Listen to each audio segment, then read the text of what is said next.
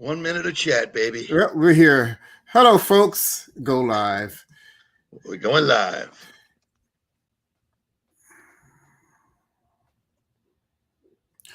So anyway, what we're doing here, for those who sign on early, is we're actually having some trouble with Facebook, but we'll work through that. This is new to us, folks. And we do the early start because it's like you invited for a dinner and you get there 20 minutes before the formal time. You see a lot of the background work going on. Well, that's what we're having happening here. So if you have friends who sign in on Facebook, for some reason, I would have to sign in again. It's not going to happen now because our focus are for those who are currently on. So I want to say to Tommy, how are you doing? How you doing? I'm doing fine. We start off in sync. I think this is the best it's ever going to get. We're going to go downhill from here on. I guarantee that. I'm waiting for the appetizers. Fair enough. I hear that.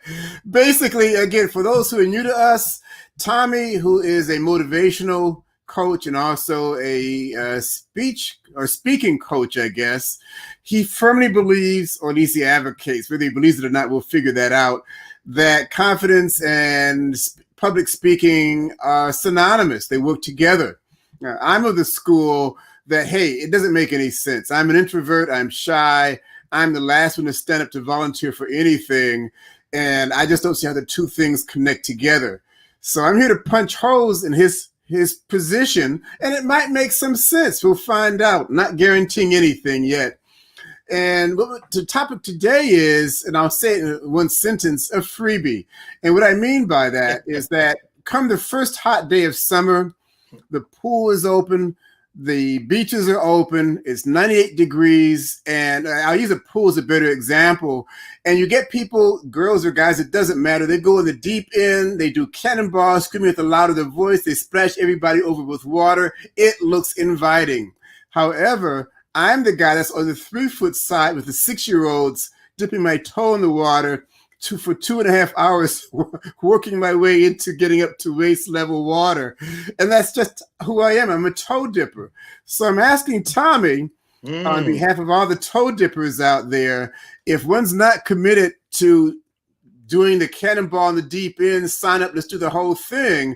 Are there any little tools or pearls that they might take advantage of to get them started in the direction you think they ought to be going?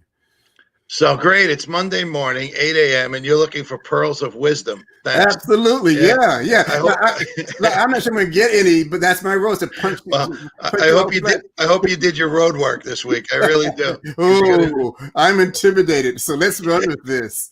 Well, the idea of stepping into the deep end of the pool, it's like Helen Keller once said, life is a daring adventure or nothing at all. Mm-hmm. So in reality, it's the stories we tell ourselves. I say it all the time. It's our subconscious mind. It's the stories we tell ourselves. So when we see people having fun in the deep end of the pool, we see the deep end of the pool as being frightening and scary. And oh my God, I'm going to drown. Yep, right? Yeah. Well, and literally what it comes down to is just like anything else in life.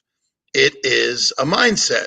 And once you have that breakthrough, in other words, when somebody pushes you into the deep end and you come up and you realize, oh my God, I survived. Right. And now I see why everybody's having so much fun in the water. It's that breakthrough that everybody needs. So if we're going to use the analogy of public speaking compared to the deep end of the pool, it's truly the same thing. Once you step up and realize that it's not as scary as you think, it's one of the lessons. It's one of the lessons I always teach. Is that I make sure during every training that I go around the room and I have somebody say something, who they are, what they do, real quick, 30 seconds. Right. And when they're done, I say, congratulations, you just did public speaking. So when you think about it, we're doing it all the time. We're doing it right now. There's going to be people doing it all the time. Conversations. Thanksgiving, right? Sitting around a Thanksgiving table. Thanksgiving's coming up. Same kind of thing, right? It's going to be a conversation. Okay. And that's really what public speaking is, a conversation with your audience.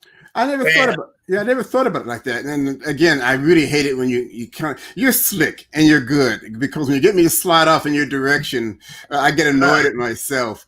But I never thought of it as a conversation back and forth. And as I think about that, I see people who will have conversation beyond belief with people. Right. And to the moment you say, well, could you say something to us? And all of a sudden they freeze up. Right. What happens differently in one's head to have that happen?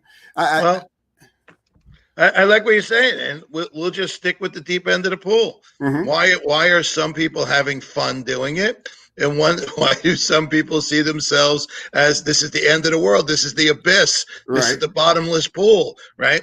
Again, I have to tell you, the fear, the doubt, the uncertainty comes from the stories we tell ourselves. Okay. So it's not so much about public speaking all the time. When I talk to you and we talk about the fact of what this can do for you as a person, from personal growth, once you step up and stand out in front of people, man, oh man, it changes you as a being, Mm-hmm. which in turn, I always say professional growth, is preceded by personal growth. So personal growth always precedes professional growth. Okay. So when you work on yourself, maybe you really do need to get up and do it. And again, I always suggest Toastmasters, greatest place to go, because you're surrounded by people who felt those same fears, felt that same doubt, felt that same uncertainty, but now they're there to support you to get you through it. So really that's what it comes down to, is just step up and do it. The learning is in the doing. And as I'm not going to say Nike because they didn't pay for this, but like Nike says, just do it. Just do it. I hear that. But again, words are easy to say. I could sit here and say I can beat Muhammad Ali. I could knock him out in 2 rounds, but until I actually have to get out in the ring with him, right, and duke it out, is a different experience. I'm always a little bit hesitant when someone says, just do it. Rephrase that. It's like a dare. That's what happens to me. And I was never, well, I dare you to jump off that building. No, I'm not about to do that. So it is uncertainty that I have. And I guess I'm asking this now. I'm asking from a different angle, not so much to attack, but from a learning curve. So let's say you're my coach. Mm-hmm. So having said that, and I'm coming to you, or maybe I'm forced to come to you, or what, you kidnap me off the street. Which happens, saying, if I had to do 2 or 3 things initially, which is kind of what I'm asking here, to change my mindset, it's easy to say, well, just do it. But are there little tricks of the trade, deep breathing, mantra, karma, this or that? I mean, if that makes sense what I'm saying. Yeah, it's all good. And the point you're making, well, let me bring it back to the Muhammad Ali thing. First and foremost, you on your best day, we're not going to knock out Muhammad Ali in 2 rounds. That's why I don't get up and speak. You got it. You got it. But that being said, everybody has their own skills and talents, right? Mm-hmm. And so what we want to do is we want to focus on our strengths and manage our weaknesses. Okay. So no matter what, you on your best day, you're not a boxer, you're not going to fight Muhammad Ali. That's the mindset of thinking, I can't. Right? So if you keep saying I can't, guess what? You can't. Okay. Once you say I can develop these skills and talents, create them, right? Start to focus on your strengths. Hey, and maybe it could be as simple as you have a great smile. You have great facial expressions. Mm-hmm. One of the strengths that you can bring to the room. Some people walk in, they're introverts, but they can still light up a room because they know how important it is to smile or to stand tall, right? They might not want to stand in front of a room, but they know how to carry themselves. Right. So what it is once you make up your mind that this is important to me, you'll start to do certain behaviors. Okay. So one of them is to seek out someone who can help you become better, who can help you build your confidence, who can help you break through that terror that people have. Mm-hmm. And we talk about it all the time. It's okay to have terror, but if it's going to hold you back to the point where you're not living as big as you should, I always like people to live big, live big, be seen. Why not? Right. Especially if you're in business like you and I. If we're not seen, we don't eat. Yeah. We're skinny guys, right? We like to eat. Right. So the thought is about this is there certainly, it's like we said, jumping into the deep end of the pool. Sometimes you need to be pushed in. And you said it earlier. Sometimes you get forced to go to a class. Maybe sometimes you get forced to go to Toastmasters because your manager or your boss is saying you need to get better, not you must get better, as a matter of fact, or we're going to replace you with someone who has better communication and presentation skills. Right. So keep that in mind. It's an important tool in business, and everyone, if you're in business, any angle of it, you should be good at it. That makes. Yep. Actually, as you're talking, something occurred to me. And for those who see the top of my head every now and then, I'm making notes as Tommy's talking. The guy feeds me with tons of stuff to bounce him back with. Yes. So I see the smoke coming out of your ears. Anyway, first off, if I'm hearing you correctly, you say first decide it's important, and you make this pointed issue about one's business, and we're all here to promote our business.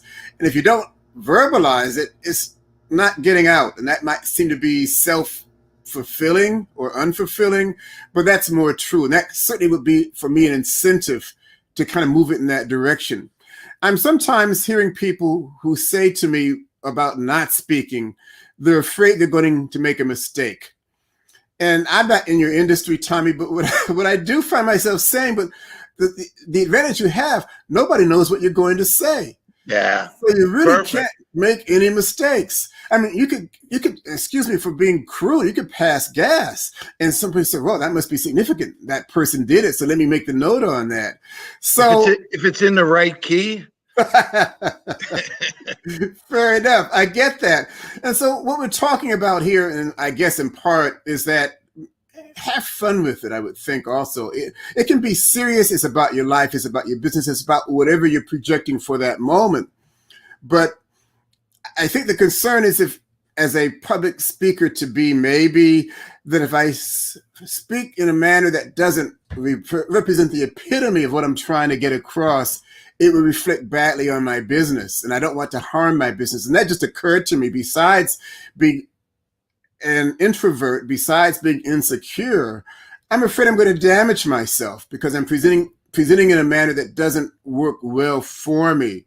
And so when you take a client on as a student, do you have little baby steps you walk them through initially that kind of gets them on that path of public speaking and confidence? Here's the mindset beside if you're going to go out and do a presentation. Right. No one's going to be perfect. I love what you said. No one's going to recognize if you left the phrase out or you left the sentence out. No one knows what you're going to say in the first place. Mm-hmm. So it's not about being perfect, but it is about being prepared. Right. So I can say that over and over and over again. Nobody's worried about you being perfect. Everybody in your audience wants to see you succeed. Mm-hmm. Why would they be sitting there watching you fall apart? Nobody wants to do that. As a matter of fact, that you'd be wasting their time if they were sitting there saying, I can't wait for this guy to stumble, bumble. That's not what happens. That's what we play in our head, but that's not what your audience does. So that being said, being prepared is the most powerful thing. But I'm going to give you what people need to work on and what happens when you don't prepare and you don't practice and you don't become better at it. The one thing that shuts everybody down as an audience, and this is number one, is the ums, the filler words, the the the you knows, the so's. When somebody's going, I went down the block, and I saw, and you guys, and after a while, it's the number one way to lose an audience because after a while, they're not hearing your message. They're waiting for the next, they're waiting for the next so, the right? But if you're a professional and you have your message up here, it's up to you to get it from here to verbally present it so people can understand what's in here. Right. So really what it comes down to is taking what you already know and how to verbalize it, right? That's the challenge most people have. Most people are very good at what they do and know exactly what they do, but their challenge comes from getting it from here to here. But I have the same challenge. I want to share this with people so they understand. I have a problem taking it from here to here. I don't take it from my brain and write it well. Now, there's people who can take it from here and write book after book after book, right? But me, I go from here to here and I can verbalize it. So I struggle from here to the pencil. Why? It's not what I'm good at. So I learned how to do what I'm good at. So take what you're good at, wherever it might be. Everybody struggles with some part of life. But if it's public speaking, prepare, Practice, you'll get better. Okay. Well, I have a question for you. We're running out. Boy, time zips fast when you're having fun. Yes, one of us is. Two things. When people say you know, my first response is, but I don't know. And if I already knew, I wouldn't be sitting here. If I could see it, that could be a problem. That's just who I am as a counterpuncher. Yeah. But also, in terms of honesty about speaking, is it permissible to say I'm talking in front of an audience, particularly maybe an intimate audience of people who know me well, and they say openly, "Hey, folks, I'm not good at this, but I'm going to work at it well, and I'm going to give it my best shot." Is that something? No, don't do that. Okay. Never apologize. All right. Think about this: if you're on the stage, you should be there, and your only mission is to help everybody in your audience. Okay. You're there to serve your audience, no matter how good or bad, you're serving your audience. So they should be thanking you no matter what, and you should never be apologizing. If you're not prepared, you better go home and apologize to yourself, because the audience deserves more than that. Okay. So yeah, don't fall into that trap of, hey, you know what, I've never done this before, but if you sit back, I'm going to try and get through this. And no. Okay. Be bigger, be better than that. You are a professional. Fair enough. In fact, I was just going to piggyback on that. You say the audience deserves better. I say you and your business deserves better. Yeah. Would be an alternate approach. Sure. An additional approach. Well, I thank you for your words. No, I don't. I don't thank you at all for your words, but you did good. You were able to slide past some of my punches, but I'm going to get better at this. I thank you for your input, your contribution. And anything else you'd like to say before we sign out? Yeah, I didn't even. Your punches just blow by like the wind. Yeah, okay, fine. Thank you for the motivation, folks. It's almost like swatting flies in the morning. Every Monday, I'm swatting flies. That's all it is. Folks, tune in next week. I need incentive. I need motivation. Thank you very much, Tommy. I appreciate that. Bam.